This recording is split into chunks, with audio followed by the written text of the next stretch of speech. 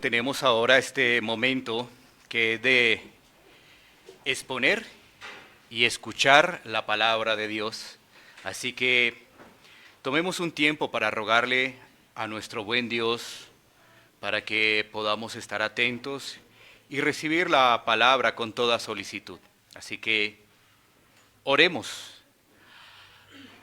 Bendito Dios, Rey eterno, hoy estamos nuevamente, Señor, delante de ti, en este tiempo que nos concedes ahora de recibir los tesoros celestiales, porque es tu palabra, Señor, tu palabra llena de sabiduría, Señor. Y para nosotros, Señor, el recibirla con toda humildad, disposición y pronto ánimo para poderla aplicar. Sabemos, Señor, que si tú no obras, no podremos, Señor, aplicarla. Es más, difícilmente la entenderemos. Pero estamos, Señor, delante de ti y una vez más, Señor, clamamos y te pedimos para que tú extiendas misericordia y nos permitas por medio de la iluminación de tu Santo Espíritu estar atentos, recibir la palabra, Señor, con toda disposición. Y te pido, Señor, que me ayudes en mi fragilidad y en mi debilidad para poder compartir tu palabra en reverencia y hacerlo también, Señor, conforme a lo que está allí en el texto.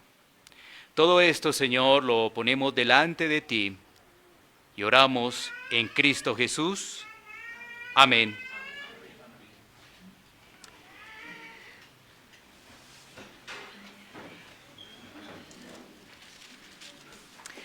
Como lo mencionaba el pastor Alex, hoy concluimos el capítulo 16 de el libro de Hechos.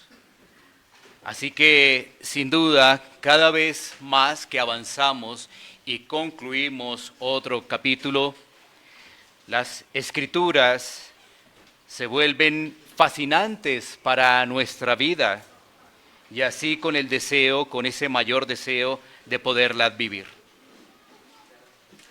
La palabra de Dios, la Biblia, nos enseña que las pruebas son inevitables en esta vida. Así es.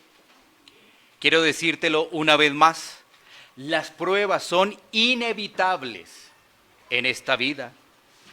La palabra entonces nos entrega con claridad cuáles son los propósitos de las pruebas. Y estas pruebas son para edificación y fortaleza de nuestras vidas. También para moldear nuestro carácter a la imagen de Cristo. ¿Sí? Quiero volvértelo a decir para que podamos entender precisamente el propósito de las pruebas. Sabemos que son inevitables. Entonces, en la Biblia, es en las Escrituras donde vamos a encontrar ese propósito. ¿Y cuál es ese propósito? Edificación, fortaleza, pero también moldear nuestro carácter conforme a la imagen de Cristo. Y en la prueba, el llamado es a descansar en el Señor en medio de las circunstancias. A descansar en el Señor en medio de las circunstancias. Sin embargo, ¿por qué muchas veces la prueba se convierte en desespero y no en confianza? Son preguntas que debemos plantearnos. ¿Por qué muchas veces la prueba se convierte en desespero y no en confianza en el Señor? ¿Por qué muchas veces no vemos la prueba como lo dice la Biblia? Lo acabamos de expresar. Pero muchas veces no la vemos como la Biblia nos enseña. ¿Y qué pensar de aquella persona que vive situaciones difíciles, pero no está en Cristo? Vuelvo y reitero, son preguntas que debemos plantearnos. Bueno, este pasaje nos ilustra sobre el desenlace de la prueba que vivieron Pablo y Silas cuando ya salen de la cárcel y cómo todo esto obró para los propósitos de Dios y trajo consuelo a la iglesia en Filipo. Esta porción de las Escrituras entonces tendrá 3 encabezados.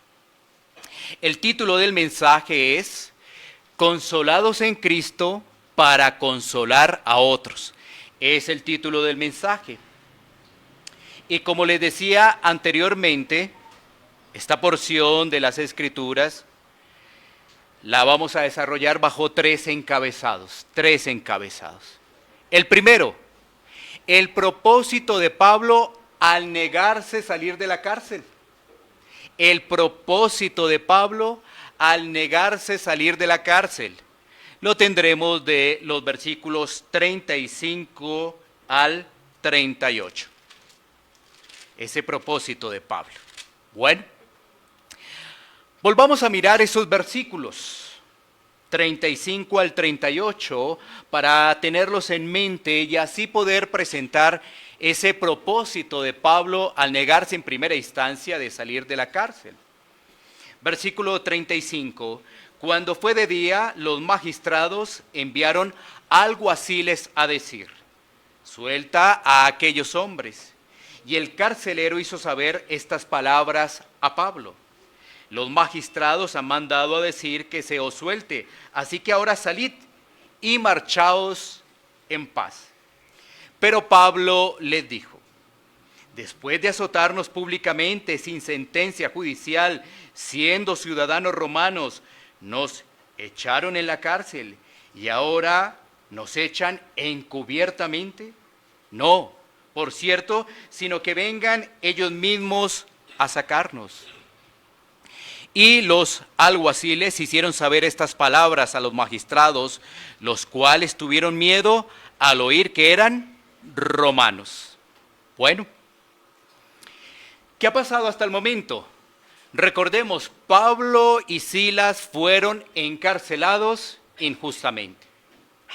Precisamente un carcelero rudo estaba al frente del cuidado de ellos. Pero ¿qué ocurrió? Llegada la medianoche, Pablo y Silas estaban viviendo momentos difíciles después de ser azotados, después de estar allí en la cárcel. ¿Ellos qué estaban haciendo? La Escritura nos dice que en esos momentos difíciles que ellos estaban pasando, oraban y cantaban himnos, pero además lo estaban haciendo que los presos oían. No solamente para ellos, sino para que también los presos pudieran oír que estaban orando y cantando himnos. Y entonces sobrevino un terremoto. Y todo eso ocurre con un propósito: mostrar y traer la salvación al carcelero y su familia. Todo eso tiene un propósito. ¿Qué pasa con el carcelero? Después de todo esto, él se regocija en el Señor por la salvación de él junto con la de su familia. Ahora entonces, el versículo 35 nos dice que ya es de día. Y entonces los magistrados, quizás pensando que el castigo impartido fue suficiente, o quizás inquietos por el temblor, bueno, esto no lo sabemos a ciencia cierta, como se había afirmado hace 8 días, ¿no? Pero lo cierto es que sí, las Escrituras nos dicen que los magistrados han tomado la decisión de soltar a Pablo y a Silas. Esta noticia la recibe el carcelero y uno se puede imaginar la alegría de ese carcelero al compartir esa noticia ahora a sus hermanos. Sí, claro, estas personas ya no eran desconocidas. Ya no eran extraños, no eran unos presos cualquiera, ahora eran también hermanos para el carcelero, unidos por la misma fe.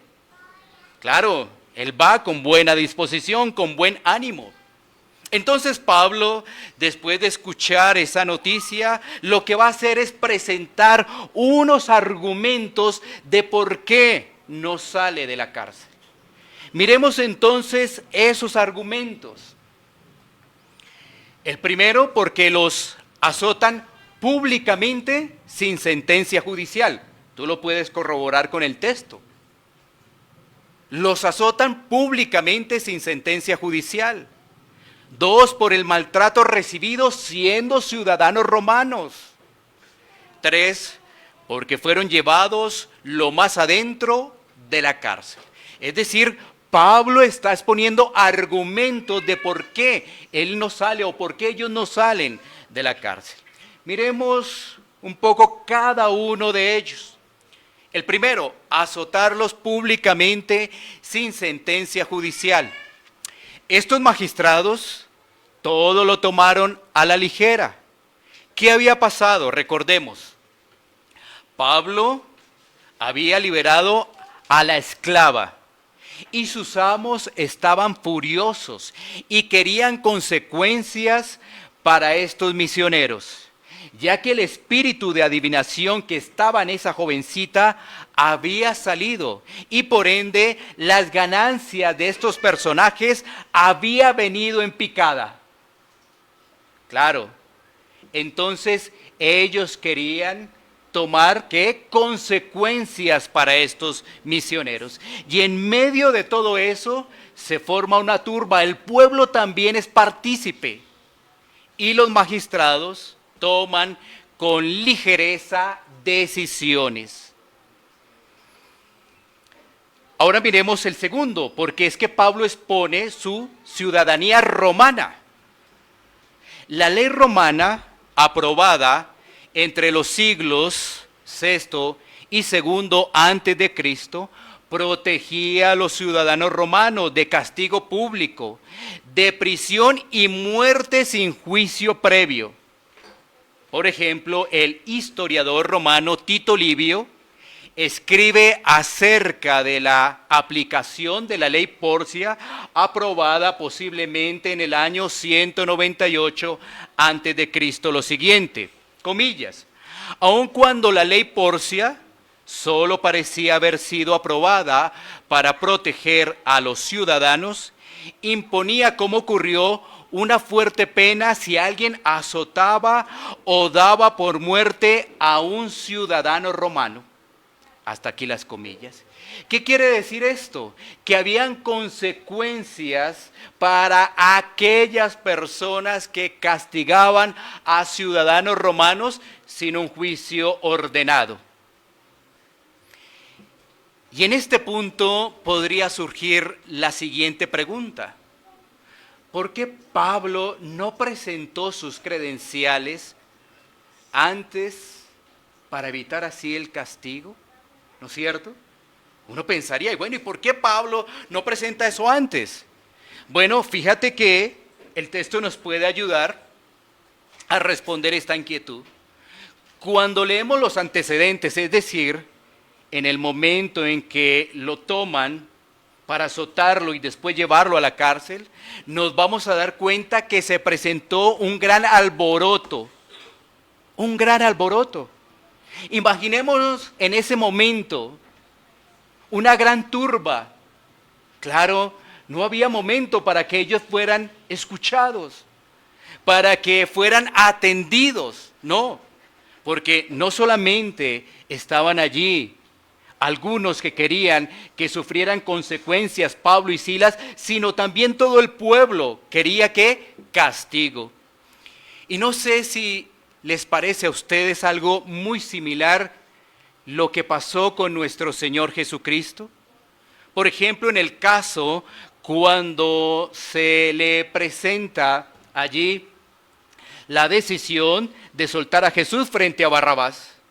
El pueblo también se une, allí había muchas personas diciendo: suelten a Barrabás que al inocente, ¿no? Los juicios muchas veces están marcados por intereses, por el emocionalismo, por la concentración de masas, y esto generalmente termina en injusticia. El siguiente argumento de Pablo es que lo llevaron a la cárcel, es decir, no solo los trataron con azotes, ¿cierto? Los trataron como lo peor, como los peores reos, sino los mandaron al calabozo de más adentro. Como hace 8 días recibíamos la explicación, ese era un lugar lúgubre, realmente de oscuridad, podríamos decir, de puras tinieblas. Ahora, frente a esos argumentos, Pablo presenta la exigencia, ¿sí? Él da argumentos, pero también presenta ahora una exigencia. Él dice por qué no sale, pero ahora está dando una exigencia para dar vía libre a esa salida. ¿Sí ves? Y esto es muy importante. Primero está presentando argumentos para después dar una exigencia. Y eso también lo vemos en los siguientes versículos. Versículo, por ejemplo, 37. Dice Pablo, ¿nos echan encubiertamente? ¿Cuál es la exigencia ahora de Pablo? No, que vengan estos magistrados y los saquen. Uno podría decir, oh Pablo, eres un rebelde. No. Todo eso tenía un propósito. Absolutamente todo tenía un propósito. O como el niño malcriado que quiere ahora que vengan y los que lo castigaron, ahora él pueda salir sin ningún problema. No, todo tenía un propósito. Miremos por qué Pablo hace esta exigencia. Y vamos a plantear 2 motivos, ¿sí? Miramos 3 argumentos, ahora miremos 2 motivos de la exigencia, 2 motivos. El primero, cuidar y preparar a la iglesia de la región frente a lo que implica vivir para Cristo. Una vez más, cuidar y preparar a la iglesia frente a lo que implica vivir para Cristo. Miremos un momento Filipenses capítulo 1, versículos 29 y 30, lo que es vivir para Cristo. Filipenses capítulo 1, versículos 29 y 30. Dice la Escritura, porque a vosotros os es concedido a causa de Cristo no solo que creáis en Él, sino también que padezcáis por Él, teniendo el mismo conflicto que habéis visto en mí, y ahora oís que hay en mí. Hemos planteado que Pablo está como su argumento, como su motivo, cuidar y preparar a la iglesia. Bueno, la cuida, vamos a ampliarlo ahorita en el segundo punto, pero preparar a la iglesia para lo que significa vivir para Cristo. ¿Y qué significa vivir para Cristo? Bueno, ahí lo tenemos en Filipenses. Padecer por el nombre de Cristo. Eso es. Ya sabemos que el cuidado, el consuelo trae crecimiento, pero también se nos habla del padecimiento, se nos habla de las pruebas. Los apóstoles, también los judíos que habían creído, ya estaban recibiendo persecución en ese momento, a causa del nombre de Cristo. Ahora el turno es para los gentiles. Los gentiles también iban a padecer por el nombre de Cristo. Ahora no es solamente los judíos que se habían convertido al cristianismo, sino también los gentiles. Recordemos que Pablo está en su segundo viaje misionero.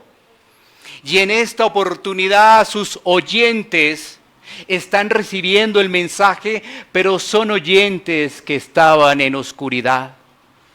Ahora los gentiles también tenían que saber que seguir a Cristo trae padecimientos. Por eso Pablo presenta esa argumentación. El segundo propósito tiene que ver con completar el enunciado anterior, que era poder volver a la iglesia para consolarla. Si aceptaba Pablo las pretensiones de estos magistrados, tenía que salir a escondidas, como tú lo estás viendo en el texto. Es decir, no podía volverlos a visitar. Tenía que salir encubierto. Si aceptaba esa pretensión, entonces él tenía que volver a la iglesia. ¿Para qué? Para consolarla. No podía salir a escondidas. Tenía que animar a los hermanos. Pablo siempre recordaba la hermandad de la iglesia de Filipo. Esto lo vemos en Filipenses capítulo 1, versículo 5. Miremos un momento Filipenses 1, 5. Dice la Escritura: por vuestra comunión en el Evangelio desde el primer día hasta ahora. Mira esa importancia de los hermanos, de la comunión. Pero esa hermandad solamente es gracias a Cristo. No es porque nosotros tengamos esa intención de poder compartir. Es solamente una gracia que concede Cristo a sus hijos. Esa hermandad trae ánimo en medio de las circunstancias. Esta situación de afecto, esta situación de hermandad de Pablo nos permite hacer la siguiente reflexión para este tiempo. Por la falta de exposición clara del Evangelio, nos enseña que vivir para Cristo trae pruebas de toda índole. La Biblia dice en 1 de Pedro 4, 12 al 14, que no debemos sorprendernos del fuego de prueba. Pero miremos el pasaje. 1 de Pedro, capítulo 4, versículos 12 al 14. Dice: amados, no os sorprendáis del fuego de prueba que os ha sobrevenido, como si alguna cosa extraña os aconteciese, sino gozaos por cuanto sois participantes de los padecimientos de Cristo, para que también en la revelación de su gloria os gocéis con alegría. Y el 14, si sois vituperados por el nombre de Cristo, sois bienaventurados, porque el glorioso Espíritu de Dios reposa sobre vosotros. Ciertamente de parte de ellos Él es blasfemado, pero por vosotros es glorificado. ¿Sí? Démonos cuenta que cuando no se comparte con claridad el Evangelio, pues todo esto queda atrás. ¿Por qué? Porque desde los púlpitos a veces se tiende a cambiar el Evangelio completo. Y por ejemplo, solo se habla del amor. Es decir, no se está hablando de las pruebas en Cristo. Y esto, claro, genera una percepción diferente del Evangelio. Ya sabemos que las pruebas en Cristo tienen propósitos: crecer para su gloria.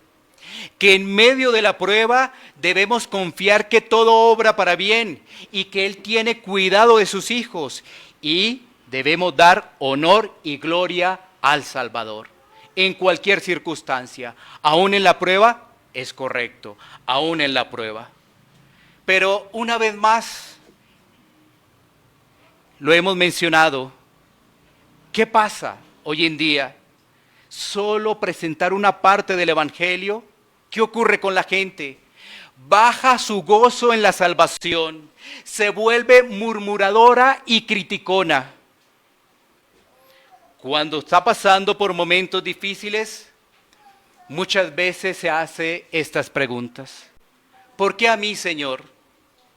¿Por qué me sucede esto si estoy contigo? Otro punto para aportar es porque no se entiende la prueba y se descuidan los medios de gracia. Y entonces, en este caso, la prueba los toma generalmente fríos, sin las prácticas de las disciplinas espirituales. También no se descansa en el Señor en la prueba y más bien se están buscando soluciones por los propios métodos de la persona. El Evangelio se debe compartir de forma completa y explicar que vendrán pruebas, vendrán tribulaciones, pero que en Cristo el Hijo de Dios estará seguro. Aunque el barco se quiera hundir, el Señor está allí con sus hijos. Aunque el miedo se quiera apoderar, es importante recordar que el Señor tiene la mano lista para no dejar hundir a sus hijos. Miremos ahora la última parte, el versículo 38, antes de llegar a nuestro segundo encabezado. Y el versículo 38 nos está hablando de que los alguaciles hicieron saber a los magistrados precisamente los requerimientos de Pablo. Pero también dice ahí que tuvieron miedo al oír que eran romanos. Claro, ellos quedaron asustados por las consecuencias que podían acarrear al desarrollar un castigo sin un juicio como mandaba la ley romana. Pasemos ahora a nuestro segundo punto, que está en el versículo 39. Y el segundo punto tiene como encabezado el corazón oscuro y perdido de los magistrados. El corazón oscuro y perdido de los magistrados. Es decir, ellos no querían consuelo. Dice el versículo 39, y viniendo les rogaron y sacándolos, les pidieron que salieran de la ciudad. ¿Qué sucede en este pasaje? Los magistrados acceden a la petición de Pablo. ¿Pero por qué acceden? ¿Porque desean escuchar el Evangelio? ¿Porque han sido inquietados por estos misioneros y de lo que estos misioneros afirman de Dios? No, no. Ellos solo querían mantener firme su reputación. Solo les interesaba ello. Entonces, ellos no querían salvación, ya que ellos pensaban que tenían el control de sus vidas por sus cargos importantes. Ellos no querían escuchar las palabras del Evangelio, porque para ellos sus leyes eran más importantes. Ellos querían mantener su orgullo y no reconocer el pecado. No querían recibir la humildad que está en Cristo. Ellos querían llevar o seguir llevando la justicia a su acomodo, ya que no pensaban en la verdadera justicia, la que viene de lo alto. Ellos querían seguir luchando en sus propias fuerzas y no recibir el consuelo que solamente pueden recibir los hijos de Dios. Esta escena también nos recuerda lo que sucedió en Mateo, capítulo 8, versículo 34. Miremos un momento Mateo, capítulo 8, versículo 34. Y toda la ciudad salió al encuentro de Jesús, y cuando le vieron, le rogaron que se fuera de sus contornos. ¿Recuerdas esta historia de los endemoniados en la tierra de los Gadarenos? Y cómo Jesús libertó a estos personajes. Pero cómo el pueblo, al escuchar todo ello, en vez de atender la salvación, ¿qué le dijo a Jesús? Que se fuera. Y es lo mismo que pasó con estos magistrados, que se fueran. Prefieren sus cargos, su forma de vida, su orgullo a recibir la esperanza de salvación. Y hoy en día eso continúa. La gente escucha de Jesús, pero muchos no ponen atención. Otros ponen excusas, como todavía no es mi tiempo. Más adelante, quizás cuando esté mayor, debo disfrutar de la vida.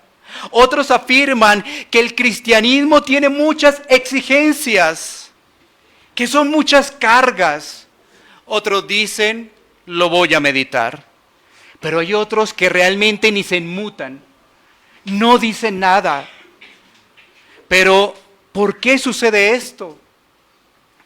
¿Por qué ese corazón está endurecido? ¿Por qué ese corazón es una fábrica de ídolos? ¿Por qué es un corazón de piedra que solo le interesa el bienestar temporal? Esa persona solo escucha al mundo y no tiene oídos para escuchar el mensaje de Cristo. No escucha que el hombre sin Dios está completamente perdido. El hombre sin Dios solo se deleita en el mundo y en el pecado. El hombre sin Dios es enemigo de Dios.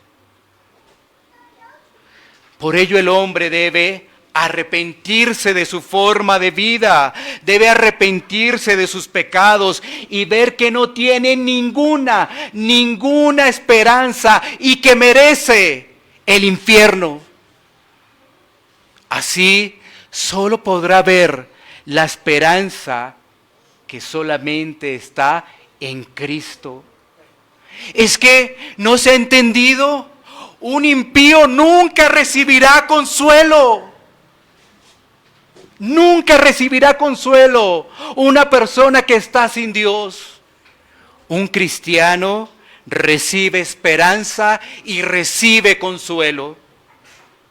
Vivir para Cristo no es amargura. Vivir para Cristo no es carga. Vivir para Cristo no es desdicha. Por el contrario, vivir para Cristo es el gozo real que solo puede traer el Espíritu Santo.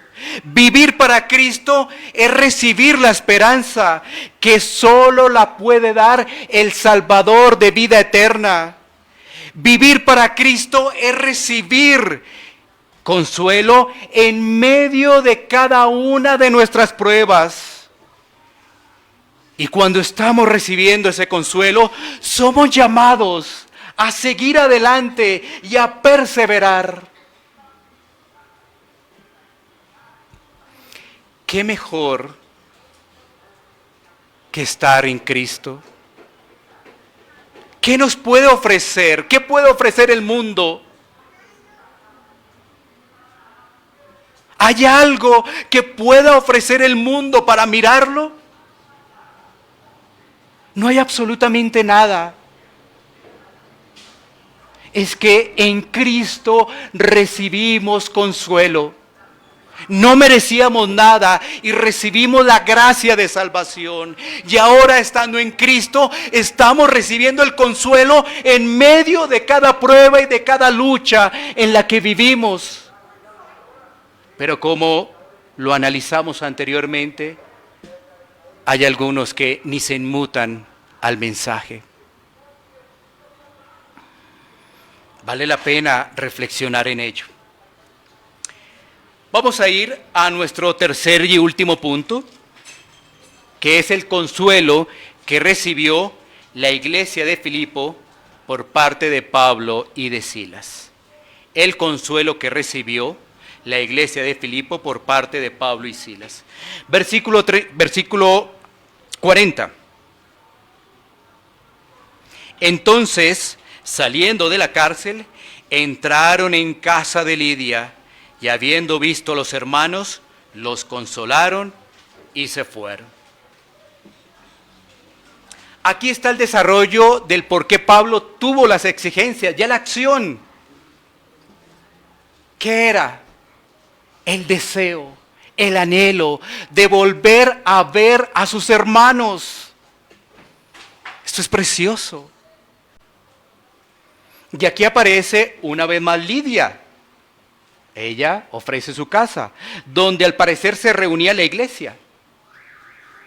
para poder compartir. ¿Qué hacen estos personajes? Los consuelan y se marchan. ¿Los consuelan de qué? Ya vimos. De lo que iba a venir. Pero también los está cuidando. ¿Por qué? Porque estas acciones que Pablo desarrolla permitían que los magistrados actuaran con mucha más cautela, que no fueran tan ligeros. Por eso también los estaba cuidando, como dijimos al principio, pero también los estaba consolando de lo que iba a venir. Ahora, ¿cómo es posible que después de todo lo que han vivido Pablo y Silas quieran volver a ver a sus hermanos? ¿Cómo es posible? ¿Cómo es posible que en su pensamiento esté el consolar a sus hermanos? Y más bien, ellos deberían decir, oye, todo esto que hemos vivido, Silas, sí está bien, vámonos para donde nuestros hermanos, allí nos van a consolar. ¿Qué trae la consolación a la iglesia? Son algunas preguntas que planteamos para poder responder. Lo primero, ¿cómo es posible que ellos quieran volver a ver a sus hermanos? Bueno, esto solo se debe a la unión con Cristo, que es tan especial y siempre aviva ese deseo de compartir, de convivir entre hermanos, siempre. Y eso es, una vez más, gracias a la unión con Cristo. De lo contrario, todo sería por hipocresía o interés. Porque uno ve, sí, a los hermanos se reúnen, pero ¿serán hermanos? Porque de lo contrario, todo sería hipocresía o interés. Yo me quiero reunir con este hermano porque posiblemente me va a ayudar a lo que yo necesito. ¿Será así? Hipocresía y también interés. Ahora, ellos consuelan a la iglesia porque ellos han sido consolados en Cristo. Segunda a los Corintios 1:4. Segunda a los Corintios 1:4. Dice la Escritura: el cual nos consuela en todas nuestras tribulaciones, para que podamos también nosotros consolar a los que están en cualquier tribulación, por medio de la consolación con que nosotros somos consolados por Dios. Pablo dice que el Señor nos consuela en todas las consolaciones, para nosotros también poder consolar a otros en cualquier tipo de situación.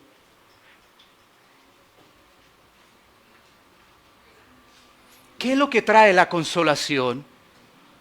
En esos momentos difíciles, en esos momentos donde pensamos que todo está muy cerrado y tendemos a perder como esperanzas. Bueno, la consolación trae recordar las promesas de la Biblia. En primera instancia, la obra de salvación y todo lo que ello implica. Momentos difíciles. La Escritura nos consuela con sus promesas, pero enfocados primeramente en la obra de salvación. ¿Sí? Es tan hermoso leer las Escrituras y explorar todos esos tesoros, y en medio de circunstancias difíciles, llegar a pasajes como el de Hebreos 13:5, donde dice: no te desampararé ni te dejaré. Pero, ¿cómo vamos a ser consolados si muchas veces no tomamos con fervor, en amor y con gusto propio el deseo de meditar en las Escrituras? Nos estamos perdiendo realmente de tesoros maravillosos.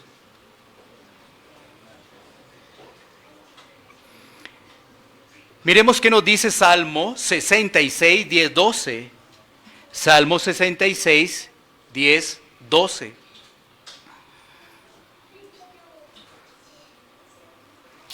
Porque tú nos probaste, oh Dios, nos ensayaste como se afina la plata. Nos metiste en la red, pusiste sobre nuestros lomos pesada carga. Hiciste cabalgar hombres sobre nuestra cabeza. Pasamos por el fuego y por el agua y nos sacaste abundancia.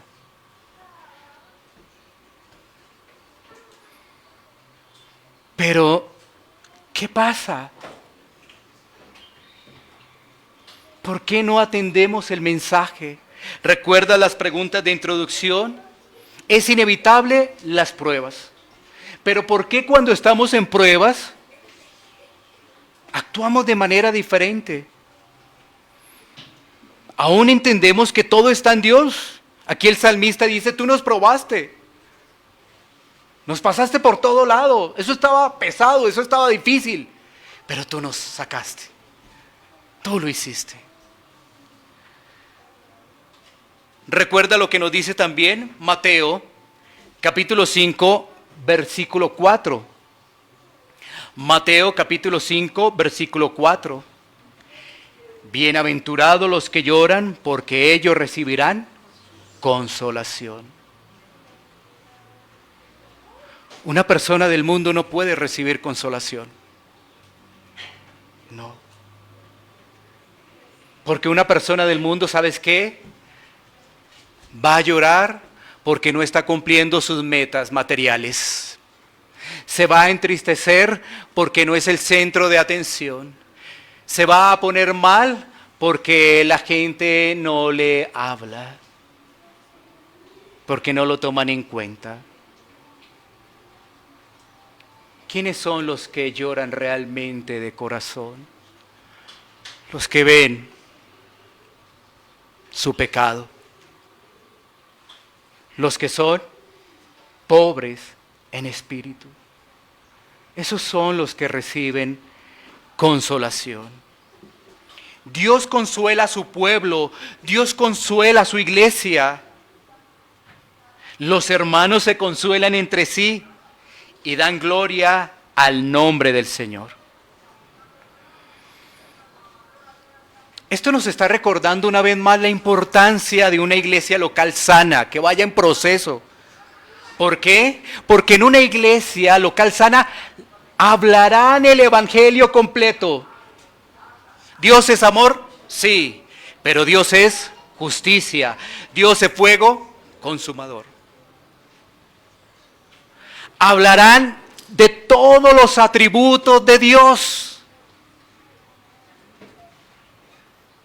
Nos hablarán de las pruebas, de las dificultades, de lo que es realmente vivir para Cristo.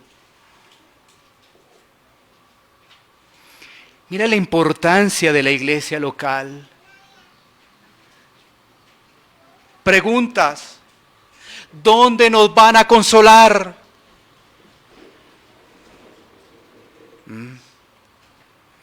¿Dónde nos hablarán el evangelio completo? Porque es que, vuelvo y reitero, en algunas partes no lo dicen completo porque la gente se va. El que da va a dejar de dar y se va.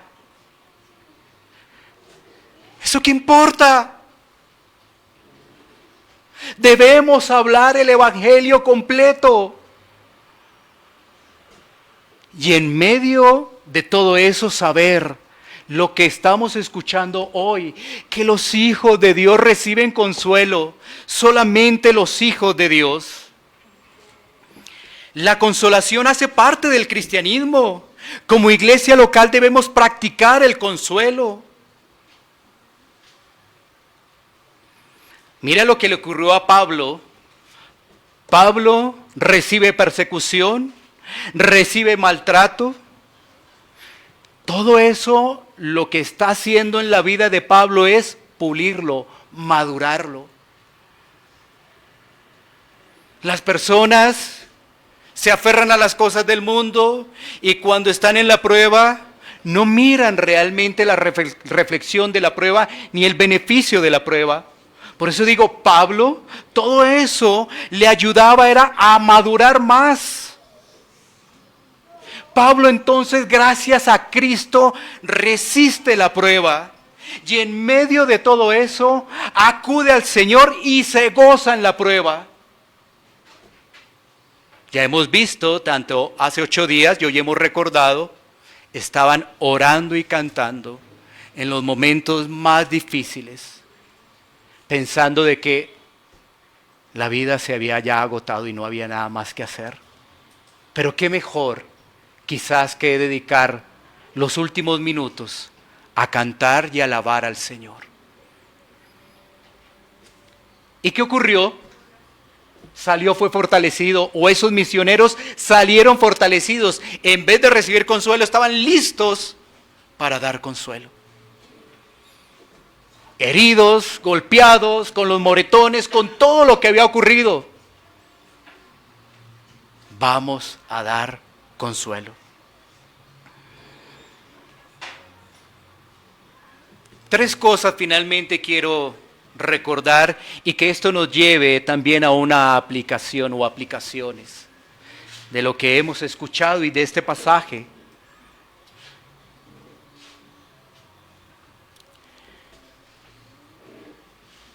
Recordar una vez más que las pruebas en Dios tienen un propósito. Tienen un propósito. Cada prueba en Dios tiene un propósito. Pero las preguntas que salen a relucir es, ¿cómo estás viviendo? ¿Cómo has vivido las pruebas? ¿Con queja?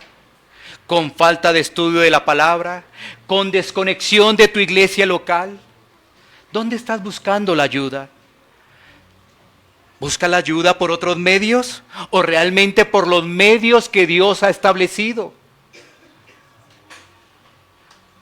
Porque se podrían vivir las pruebas o como las vivió Pablo o como a veces parece que la vivimos nosotros, con queja, nos olvidamos de la palabra, nos desconectamos de la iglesia y no con esto no significa que la gente venga, la gente puede venir y está desconectada de la iglesia local.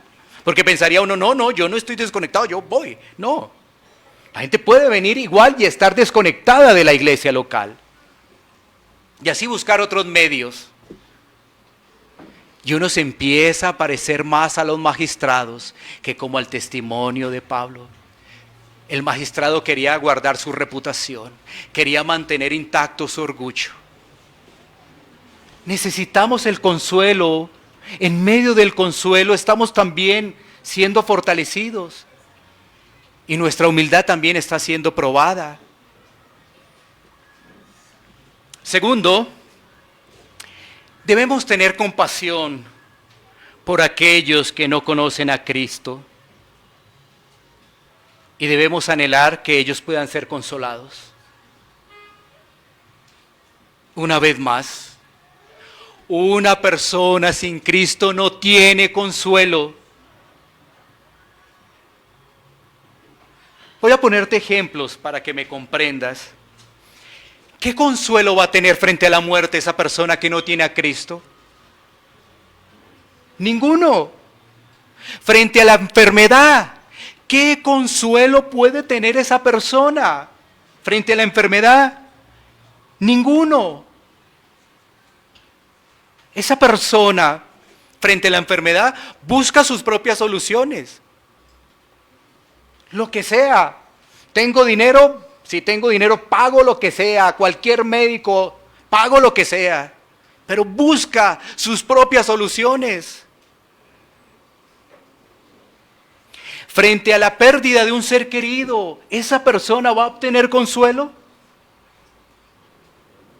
¿Cómo si no está en Cristo?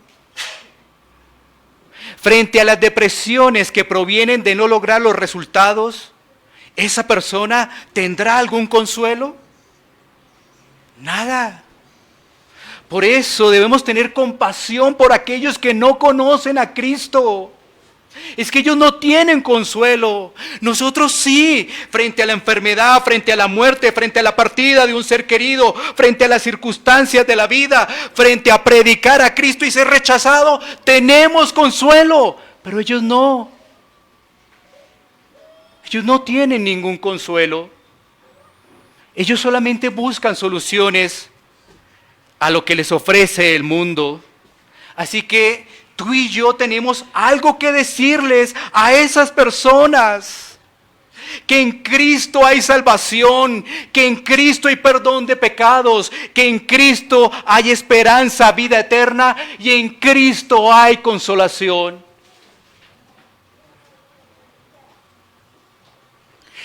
¿Qué ocurre cuando hay pruebas tan fuertes y nosotros queremos expresarle o decirle a esas personas?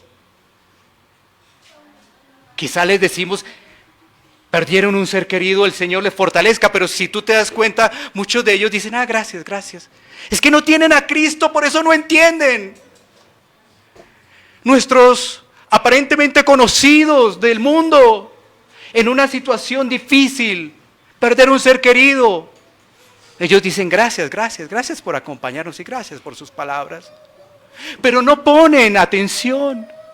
Pero eso no quiere decir que nosotros no hablemos el mensaje, la obra de Dios. Pero muchas veces en vez de consolar, queremos es utilizar palabras acomodadas.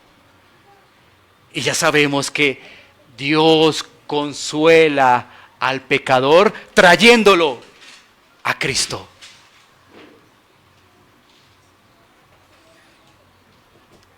Eso es algo muy importante en lo cual debemos analizar. Dios consuela al pecador trayéndolo a Cristo. Porque estaba ciego, estaba en tinieblas, no podía escuchar, no podía ver. Un tercer punto. No olvidemos que debemos consolar a nuestros hermanos. Debemos consolarnos unos a otros. Este mensaje pastoral nos recuerda ello y también nos hace ver varias cosas. Dice llamarte hijo de Dios, pues vendrán pruebas, pero Dios te va a consolar. ¿Y cómo lo hará Dios al Hijo? Lo hará por medio de su palabra y por medio de la iglesia local. Esos son los instrumentos que Dios ha permitido para que nosotros recibamos consolación. Por medio de su palabra y por medio de la iglesia local. Por eso no deberíamos estar buscando en otro lado, frente a nuestras luchas, pruebas, buscar consolación en otro lado. La palabra y la iglesia local. Los hermanos nos consuelan. Entre nosotros nos consolamos. Miremos este último pasaje. Segunda a los Corintios 1:3. Segunda a los Corintios 1:3.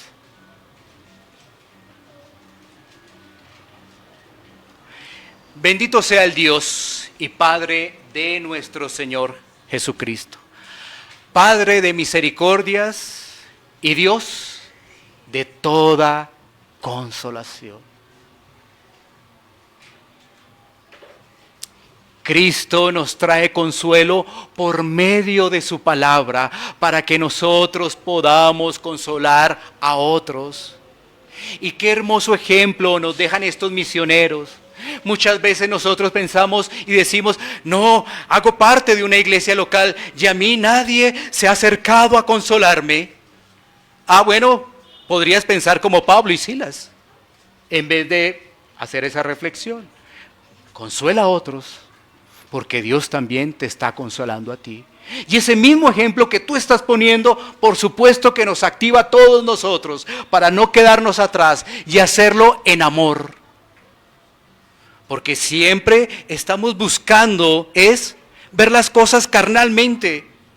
Aquí no lo hacen, aquí tal cosa, carnalmente no. Miremos lo que nos enseña las Escrituras, porque ahí llega la humildad. Estoy listo. Carnalmente ponemos el escudo del orgullo. No lo hacen. Y como no lo hacen, esto está mal. Claro, debemos hacerlo. Nadie está diciendo que no. Pero muchos de nosotros deberíamos empezar por practicarlo más regularmente. Porque hay muchas circunstancias. Y te pongo una de tantas. El dolor que a veces produce. El saber que mis familiares no conocen del Señor. Eso por momentos, particularmente en mi caso, me aflige bastante.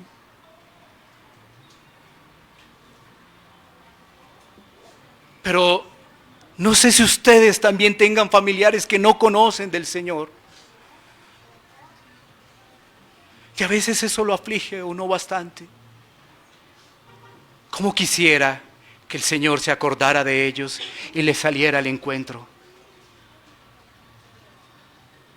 Hay muchas cosas de las cuales uno dice, no, pero el hermano uno lo ve bien ahí, tal cosa, tal otra. Pero sí, hay momentos donde la palabra hace en nuestros corazones que una vez más nos fortalezcamos y volver a decir, no, ya estaba cansado.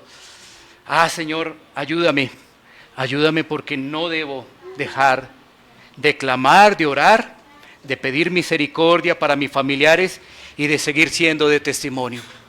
Ya me había cansado y estaba afligido, pero nuevamente el Señor hoy me lo recuerda y nuevamente sigo en esa lucha que solamente es por pura misericordia de Dios.